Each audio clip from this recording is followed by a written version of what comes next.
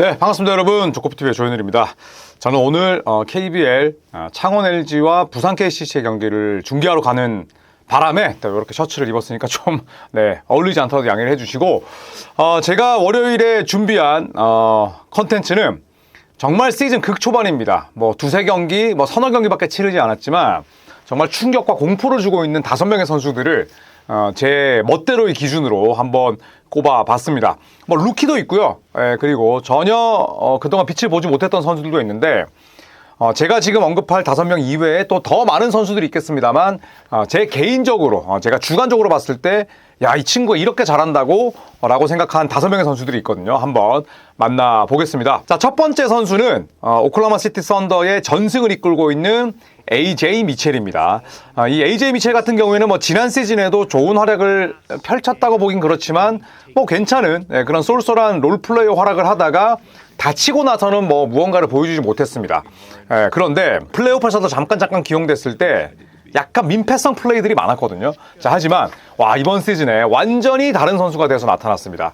2002년생이니까요. 이제는 엄청난 그런 잠재력을 발현시킬 만한 나이는 아닙니다. 그런데 요즘에 또 산타바바라 대학교 출신 선수들이 좀 있잖아요. 브랜드 포젬스키도 있고, 그 다음에 제이덥도 있는데, 이 AJ 미첼도 산타바바라 출신입니다. 2024년 2라운드 38순위로 지명이 됐기 때문에 애초에 기대치가 높은 선수는 아니었어요. 그런데 이번 시즌 3경기 치르면서 27분, 3경기 평균 야투 시도 개수가 15개입니다. 전부 다 벤치 출전이었거든요. 뭐야, 왜 이렇게 많이 던져? 라고 하실 수 있지만, 알렉스 카루소, 케이스 월라스 번갈아 다쳤고요. 제이덥도 뛰지 못하다 보니까 벤치에서 그냥 서브 볼핸들러가 아니라 주 득점원으로 뛰고 있습니다. 필드골 46.7%, 3점 41.7%, 그리고 3경기에서 3점 5개를 집어넣었고, 실책은 단 1개입니다. 어쨌든 볼핸들러고 내가 손에 볼을 많이 쥐고 있는 선수인데 실책이 1개예요. 3경기일 따름이지만 어시스트와 실책 비율이 무려 13대 1입니다. 미친 수준이죠. 13대 1이라는 건 아무리 표본이 적다고 하더라도 대단한 수치입니다. 지난 시즌 같은 경우에는 어시스트 1.8개, 턴오버 0.8개였으니까 그냥 ATR은 평균 수준이었는데, 이번 시즌 첫 3경기에서는 엄청난 볼 간수 능력을 보여주고 있고요. 자, 그래서 평균 3경기 기록이 18.7득점, 그리고 4리바운드, 4.3 어시스트, 그리고 스틸은 1개씩을 기록을 하고 있습니다. 이 선수의 몸값이 더 대박이에요. 이번 시즌 앞두고 연장 계약을 맺었는데, 26-27 시즌은 1.5밀 부분 보장이고요. 그리고 27-28 시즌은 팀 옵션입니다. 그러니까 2+1 형태의 계약인데, 27-28 시즌 팀 옵션이고 26-27 시즌이 15밀도 아니고 부분 보장이기 때문에 이 선수의 가성비, 그리고 또 이 OKC의 그런 셀러리 캡에 완전히 숨통을 트일 수 있는 그런 자원이라 볼 수가 있겠죠. 6피트 4인치니까 사실은 AJ 미첼이 비율이 썩 좋은 선수는 또 아니고 운동 능력으로 활동을 하는 그런 타입이 아니다 보니까 키가 살짝 작아 보이긴 하는데, 6피트 4인치면 해당 포지션에서 사이즈가 적은 편도 아니고요.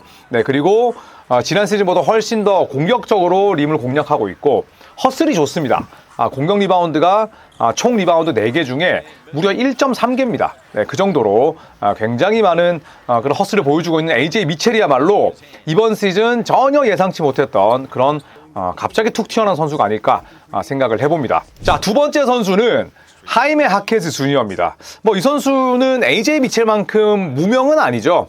마이애미 히트에서 아주 기대를 갖고 뽑았던, 벌써 3년 차를 맞이했습니다만, 그러니 영건이고 아직까지 루키 스케일에 있습니다만, 루키 시즌 때는 괜찮았는데 2년차 시즌 때 완전히 폭망했습니다. 그래서 저는 이 선수가 반등하기 쉽지 않겠다라고 생각을 했어요. 2023년 1라운드 18순위로 지명을 받았었는데, 원래는 캘리포니아 쪽에서 쭉 성장을 했었고, 어릴 때 제일 좋아했던 선수가 코비 브라이언트였습니다.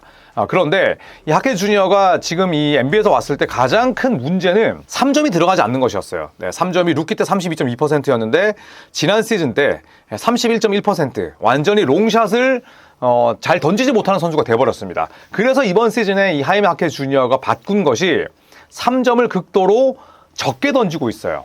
3경기에서 3점 시도가 도합 4개에 불과합니다. 28.5분을 뛰면서 3점을 딱 4개만 던졌으니까 대단히 적게 시도한 셈이고, 자유투는 또 5개밖에 시도 안 했어요. 그 말인 즉슨 이 하케 주니어의 이번 시즌 현재까지의 활약이 약간은 좀 뻥튀기가 돼 있을 수도 있다. 현재는 야투 성공률이 무려 73.7%거든요. 네, 그러니까 빅맨이 아니고 물론 림어택도 하긴 합니다만 점퍼가 많고 미드레인지 게임도 종종 가져가는데 73.7%면 평균으로 회귀를 한단 말이죠. 이랬을 때 하이메 하케즈 주니어가 어느 정도는 롱샷도 집어 넣어줘야 되고 자유투도 좀 많이 얻어내야 된다는 거죠. 자, 그런데 원래 뭐 자유투를 엄청나게 또 많이 얻어내는 유형은 아닙니다. 1년차 때 2.3개, 2년차 때 2.2개. 네, 그래도 현재 타일러 히로가 없고요. 그 다음에 데이비오 미첼이 주전 1번으로 뛰고 있지만 좀 아쉬움이 있습니다. 그래서 벤치에서 출전했을 때 니콜라 요비치와 이 하이메 하케즈 주니어가 메인 볼핸들러 역할을 많이 하는데 그 덕분에 어시스트 3.5개 그리고 워낙 리바운드는 잘 잡는 선수인데 벤치 출전해서 리바운드를 무려 8개씩 걷어내고 있습니다. AJ 미첼만큼 뭐 신선한 활약은 아니지만 보통 루키 때 괜찮게 하다가 2년차 때 폭망했던 선수가 3년차 때 또 곧바로 반등하는 경우가 별로 없어요. 이렇게 그래프를 그려야 되는데 지금 하이메 하케즈 주니어는 3년차를 맞아서 첫 3경기 펄펄 날고 있습니다. 1라운드 18순위 지명이니까 뭐 로터리 픽은 아니에요. 그렇지만 2라운드 픽에 뽑힌 AJ 미첼보다는 훨씬 더 비단기를 깔고 NBA에 들어왔는데 험난했던 2년차를 지나서 하케즈 주니어가 올 시즌 아주 좋은 활약 펼치고 있습니다. 자, 그리고 세 번째 선수는 바로 멤피스 그리즐리스의 세드릭 하워드입니다. 제가 이 선수를 설명했을 때 이 멤피스의 팀 색깔과도 굉장히 잘 들어맞는 선수이고 싸움따 기질을 지니고 있으면서도 또 아주 훌륭한 그런 워크 에틱과 괜찮은 슈터치를 가지고 있다는 말씀을 드렸었는데 사실은 저는 이 정도까지 활약을 할 것이라고는 생각을 못했습니다. 일단 세드릭 하워드 같은 경우에는 부상으로 대학 시절을 허송세월 했어요. 그래서 본 게임을 뛴 지는 정말 오랜만이었습니다. 거의 1년 가까이 만에 뛰게 됐는데 야, 세드릭 하워드가 펄펄 날고 있습니다. 3경기 평균 22.7분을 뛰었는데 이 3경기에서 스틸 5개 그리고 자유투는 아주 균등하게 4개씩 기록을 했고요. 그 다음에 필드골이 무려 70.4%입니다. 여기에 3점이 72.7%. 수비 겁나 열심히 하는데 3경기에서 3점을 13개 던져서 8개 넣었어요. 그것도 평균 22.7분 뛰면서. 그런데 보통 이런 선수들이 그러니까 세드릭 하워드 유형의 열심히 수비하고 굉장히 강력한 피지컬로 몰아붙이는 수비를 하는 선수들이 뭘 많이 하느냐? 파울을 많이 합니다. 그런데 3경기에서 반칙이 딱 5개예요. 그래서 3경기에서 22.7분 뛰면서 평균 19득점, 3.7 리바운드, 2.3 어시스트는 크게 눈에 띄진 않지만 스틸이 1.7개, 무엇보다도 반칙이 5개인데 실책이 제로예요. 저는 이 부분 보고 너무 놀랐습니다. 저도 이제 판타지에서 주워 먹으려고 했다가 한 발짝 늦었는데 그만큼 준비된 자원이라는 거죠. 자, 그래서 케빈 오코너 아주 연건들을 또 잘 지켜보는 전문가 가운데 하나인데 무슨 얘기를 했냐면 세드릭 하워드야말로 이번 2025년 드래프트 가운데 가장 스틸픽이다 라고 얘기를 했습니다. 이 세드릭 하워드는 2025년 드래프트 1라운드 11순위로 지명을 받았고요. 결국에는 이제 멤피스 그리즐리스에서 선수생활을 시작하게 됐는데 아까도 말씀드렸듯이 실수가 적고 기본기가 뛰어나고 수비 마인드를 또 가지고 있습니다. 당연히 이 멤피스 입장에서는 좀 조심하면서 키울 수밖에 없어요. 부상 전력이 있었기 때문에. 그래서 이 멤피스 훈련 캠프도 좀 늦게 참가를 했습니다만 아주 좋은 그런 활약을 펼치고 있습니다. 자, 2003년생이기 때문에 동년배들에 비해서 나이가 살짝 좀 있는 편이긴 해요. 하지만 또 이렇게 즉시 전력감으로 뛸 수 있다면 다른 동기들보다 1, 2년, 2, 3년 더 나이 먹은 거 아무 문제되지 않습니다. 카워드는 이미 멤피스 팬들로부터 엄청난 사랑을 받고 있습니다.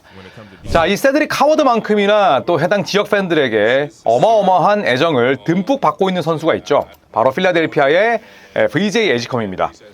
에지컴은 1라운드 3순위 출신이기 때문에 이게 형 충격과 공포까지야 라고 말씀을 하실 수는 있겠지만 저는 사실 VJ 에지컴이 이 정도로 공격의 두각을 드러낼 거라고 생각지는 못했습니다. 베일러 대학 다닐 때도 활약 자체는 괜찮았지만 저는 NBA에서 이렇게 폭발력을 선보일 수 있을 거라고는 상상을 못했었는데 2005년생이니까 세드릭 하워드 드래프트 동기지만 2살이 어립니다. 혹자들은 VJ 에지컴에 대해서 여러 가지 재능을 지닌 육각형의 선수지만 그 육각형의 크기 자체는 좀 작다. 또 혹자들은 다 괜찮은데 약간 맹물 같은 선수다. 이런 평가도 있었거든요. 자, 하지만 VJ 에지컴 보스턴 셀틱스와의 경기서부터 반짝반짝 빛났죠. 무려 34득점을 기록을 했고요. 리바운드 7개, 네, 그리고 3점을 13개나 시도했습니다. 저는 늘 말씀드리지만 저는 어린 선수들에게는 효율에 대해서는 좀 어느 정도의 감안을 해야 되는 부분이 있다고 생각하거든요. 때로는 볼륨이 중요할 때도 있고, 특히나 3점 같은 경우에는 시도를 많이 하는 게 중요합니다. 근데 이 에스컴이 보스턴을 상대로 3점을 무려 13개나 던졌어요. 그리고 5개를 집어넣었으니까 확률도 나쁘지 않았고 3점을 만들어내는 능력, 보르는 움직임, 네, 그 다음에 샷 크리에이팅 능력 이런 것들이 대단히 훌륭했습니다. 자, 물론 표본은 2경기일 뿐입니다. 하지만 조엘 엠비드가 완전히 뭐 제 컨디션과 거리가 멀고 폴 조지, 자레드 베케인 역시나 쓰러져 있는 상태에서 2연승입니다. 2경기 평균 41분 뛰면서 3점 6개, 스틸 4개 기록했고요. 2경기에서 실책은 단 4개입니다. 물론 세드릭 카워드는 실책이 아예 없지만 에지컴은 카워드보다 더 많은 볼을 쥐고 있는 선수입니다. 그런데 실책 4개면 선방했다라고 볼 수가 있겠고, 네, 그리고 이 가운데 어시스트가 11개였으니까 어시스트 11개 뿌리는 동안 실책 4개면 굉장히 세금이 싼 편이죠. 자, 필드골 46.3%, 3점은 37.5%, 자유투는 2경기에서 8개 얻어서 5개를 집어넣었는데 뭐 이것도 네, 어느 정도 표본이 쌓이면 올라올 수 있겠죠. 2경기에서 49득점, 13리바운드, 11어시스트, 스틸 4개.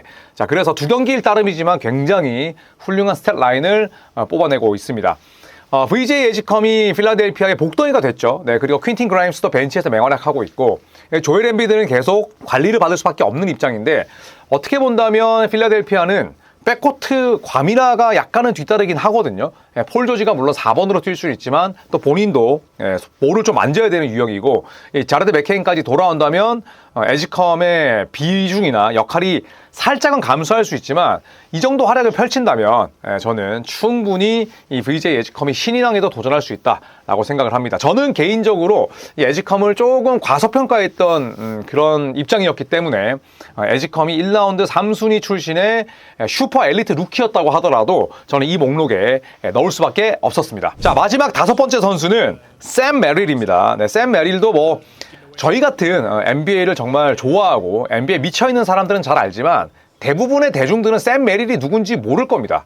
그만큼 이 샘 메릴은 철저한 또 무명이라 볼 수가 있는데, 자, 이번 시즌 가장 훌륭한 퓨어 슈터입니다. 그러니까 정통 슈터죠. 이 샘 메릴 같은 경우에는 유타 주립대학을 나왔고 2020년 2라운드 60순위 출신입니다. 그러니까 AJ 미첼보다 더 뒤쪽이에요. 우리가 2라운드 60순위 하면 누가 가장 먼저 떠오르나요? 바로 이제 은퇴 직전인 아이지아 토마스잖아요. 그 작은 아이지아 토마스. 그 선수가 60순위 출신인데 오랜만에 또 제대로 된 60순위 출신 선수가 나왔습니다.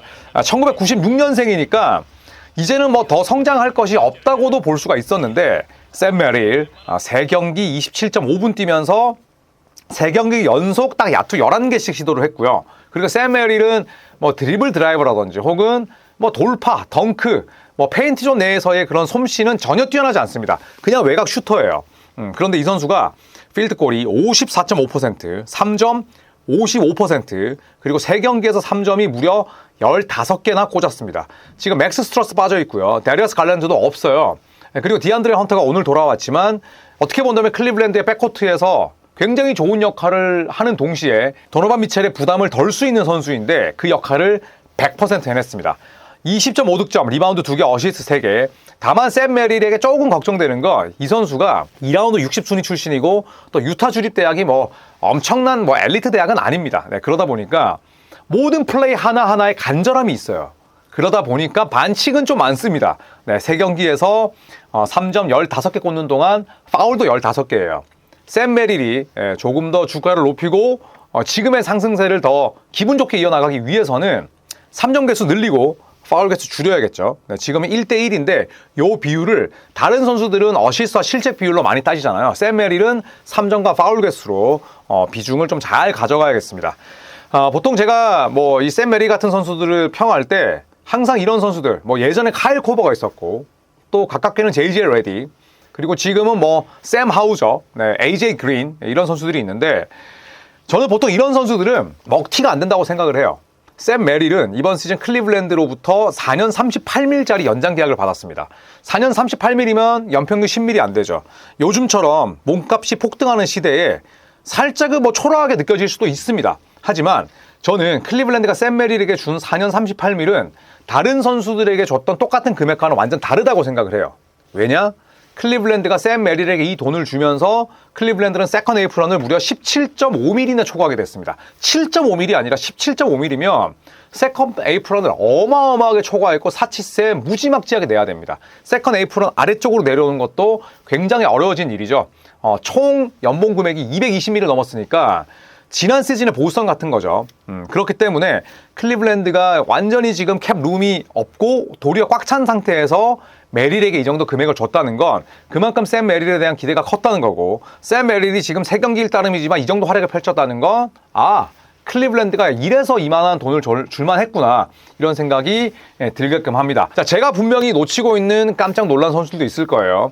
시즌 초반이기 때문에 최악의 선수, 실망스러운 선수, 이런 타이틀보다는 좀 잘하는 선수들 위주로 꼽아보고 싶었습니다. 자, 혹시나 제가 놓친 선수들 혹은 우리 구독자분들께서 소개를 시켜드리고 싶은 분들이 있다면 제가 댓글 읽고 참고해서 다음 컨텐츠 때 만들도록 하겠습니다. 그리고 저희 직관 투어는 아직까지 자리가 있습니다. 저희가 큰 버스를 빌려놨기 때문에 최대한 많은 분들을 모시고 가고 싶은데, 관심 있으신 분들 유튜브 커뮤니티나 제 인스타 보시면 정보 있으니까요. 많은 관심과 성원을 부탁드리겠습니다. 여러분, 오늘 저는 영상 2개 올릴 거니까요. 많이 봐주시고요. 고맙습니다.